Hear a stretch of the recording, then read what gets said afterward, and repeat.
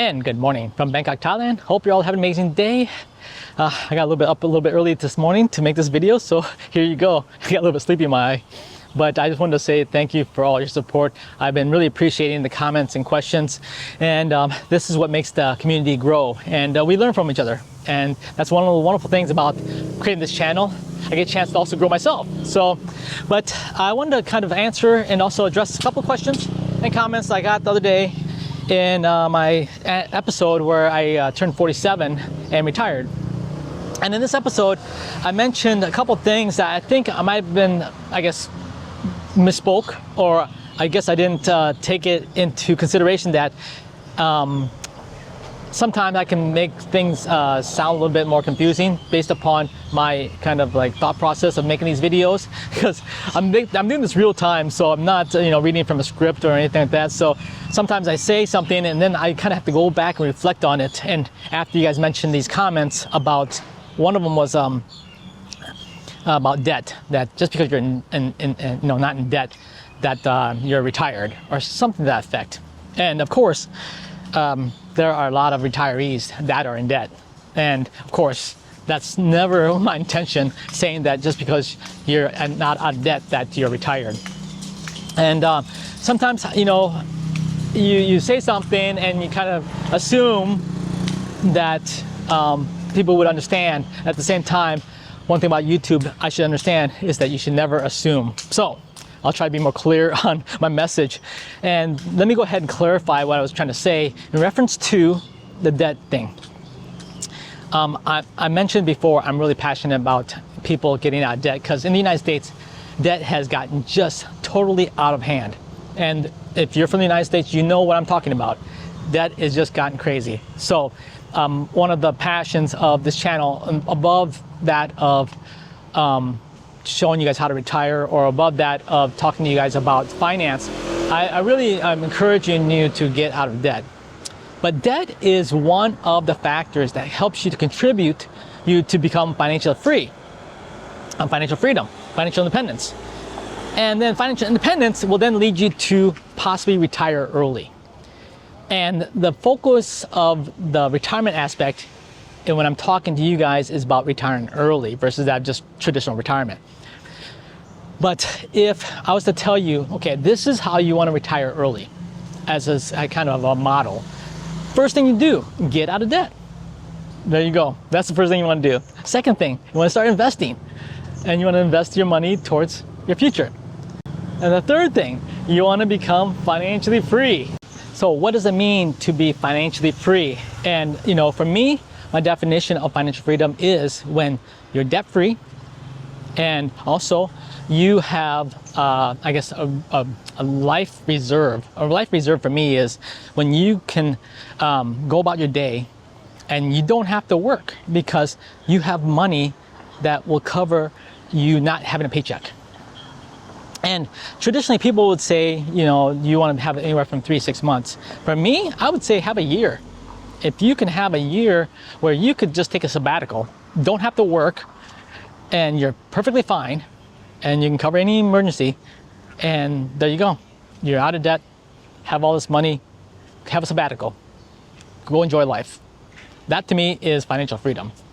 And that's what I was trying to portray in my videos early on: debt-free, financially free, and then retirement. Early retirement, I should say. The second thing I wanted to address was the issue of retirement. And like I said, never assume, but same time, I made the assumption that people understood about what I was saying on this channel, but it's relatively new information, because not everybody understands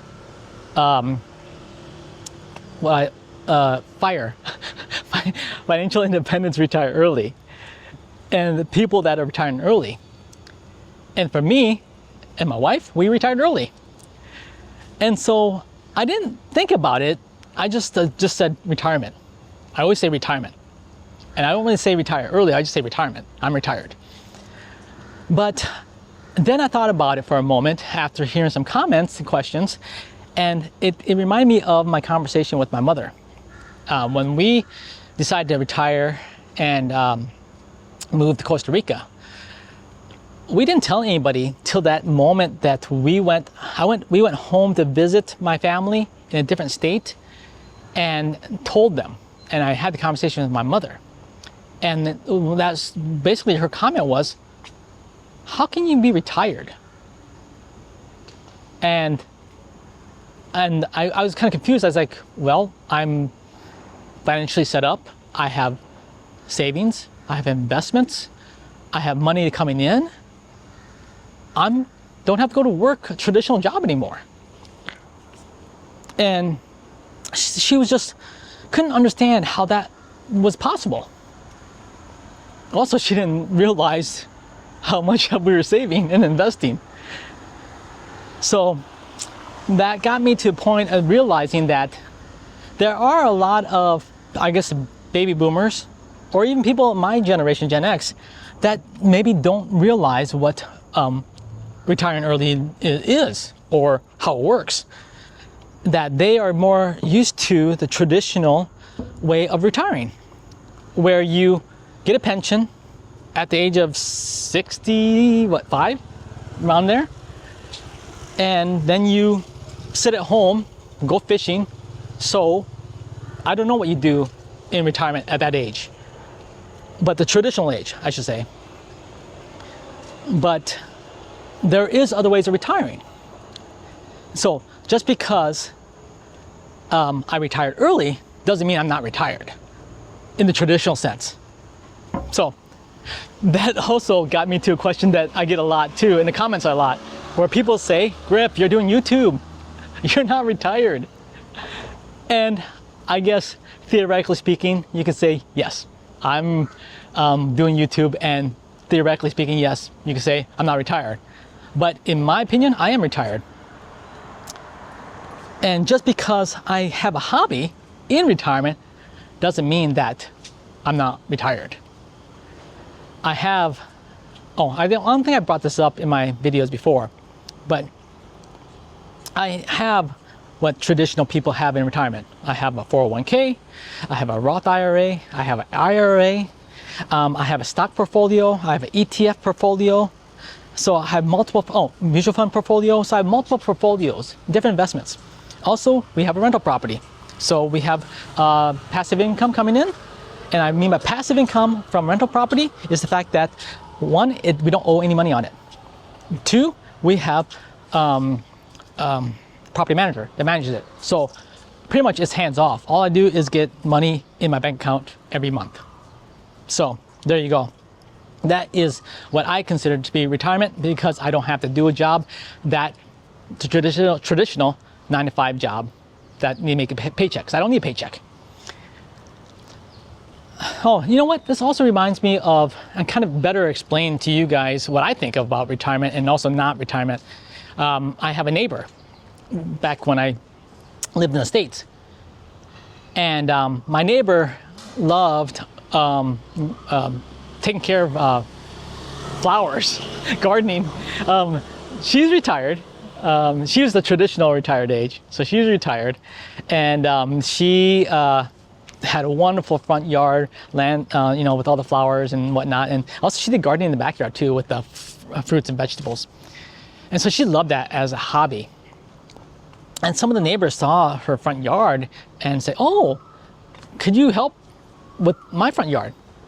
And she's like, "Sure." She loves it, so she loves going to the nursery and picking out plants, and she loves kind of playing the designing of the flowers. So she's like, "Yeah, sure." So occasionally she'd go to one of the neighbors and kind of help out with the front yard and just kind of, make pretty flowers.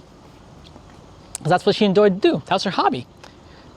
Now, with that, do you consider that as her going back to work? For her occasionally helping a neighbor? And she did get paid by the neighbor, because there is time and also the supplies needed. So she did make a little bit of money here and there. But does that make her a professional gardener or a professional landscaper? And she's now gone back to doing landscaping and gardening as a profession? I don't think so. So if you can look at a hobby as a profession, then I guess you can say that, yeah, she's a professional gardener, and she went back to work. But she would tell me that she's retired and does this just for fun and makes a little bit of money on the side to pays for more gardening supplies. So that's, I guess, the best kind of example I can give you guys about YouTubers that are retired, that we can do this for fun as a hobby. And also, I mentioned this, I believe, in my first episode. I was mentioning that the reason why I started doing YouTube in retirement was the idea about giving back. And